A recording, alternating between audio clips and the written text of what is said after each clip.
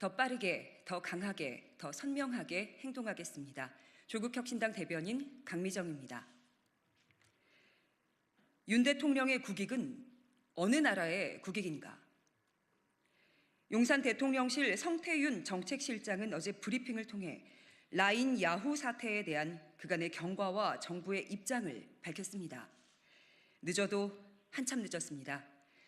조국혁신당이 정부의 대처를 요구한 게 지난 4월 26일이니 3주 만에 대통령실 정책실장이 떠밀리듯 나온 겁니다.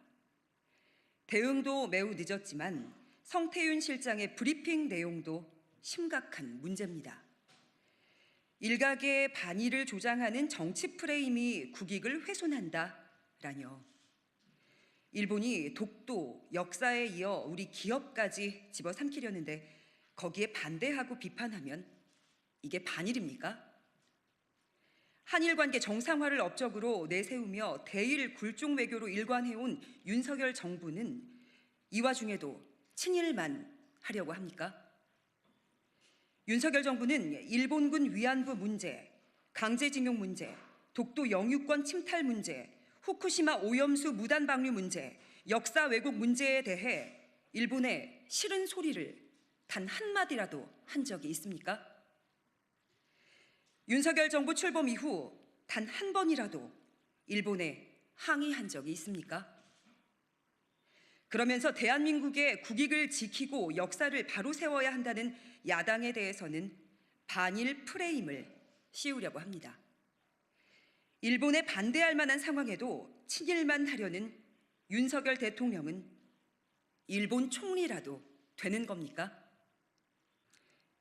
윤 대통령님, 노동 약자를 보호하겠다고 하셨습니까? 윤석열 대통령이 오늘 25번째 민생토론회를 열었습니다. 총선이 끝났는데 열일합니다. 노동 약자들에 대한 지원 체계를 전반적으로 정비할 필요가 있다면서 노동개혁을 하는 데 있어서 노동 약자의 현실을 외면한다면 제대로 된 개혁이라고 할 수 없다고 노동 약자를 지원하는 법률 제정과 악성 임금 체불 해결을 약속했습니다. 윤 대통령은 지난 5월 1일 근로자의 날에도 비슷한 약속을 했습니다. 윤 대통령과 정부가 소중한 노동의 가치를 반드시 보호할 것이고 근로자의 일터를 더욱 안전하고 공정하게 만들겠다고 말입니다. 거기에 노동을 통해 삶의 의미를 찾을 수 있도록 꼼꼼하게 챙기겠다고 덧붙였었죠. 윤 대통령이 지난 근로자의 날 그리고 오늘 메시지를 제대로 읽어봤는지 모르겠습니다. 그동안 윤 대통령이 해온 일을 생각하면 노동의 가치를 보호하겠다, 노동을 통해 삶의 의미를 찾을 수 있도록 챙기겠다라는 말을 2주에 한 번씩 한다는 게 면목이 없을 테니까요. 윤석열 대통령은 지난해 12월 노란봉투법의 거부권을 행사했습니다. 이 법이 바로 노동쟁의의 개념을 확대하고 불법쟁의 행위에 대한 손해배상 책임을 제한하는 내용을 담고 있습니다. 윤 대통령이 국민께 반복하여 약속한 노동의 가치를 보호하고 일터를 더 안전하게 만들기 위한 그 법이란 말입니다. 5개월 전에는 노란봉투법을 거부해놓고 지금에 와서 노동의 가치를 보호하겠다는 말을 어떻게 할 수 있습니까? 행동이 다르면 국민은 도대체 뭘 믿겠습니까?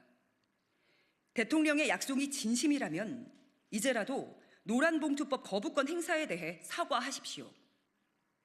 그리고 노동자는 모두 노동자이니 노동 강자와 노동 약자를 억지로 가르려고 하지 마십시오. 조국혁신당은 합니다. 소중한 노동의 가치를 보호하겠습니다. 윤석열 대통령이 또 약속을 지키지 않는다면 22대 국회에서 윤 대통령이 거부한 노란봉투법을 발의하겠습니다. 민주당과 더불어 뜻을 함께하는 야당들과 함께 노란봉투법을 반드시 통과시키겠습니다.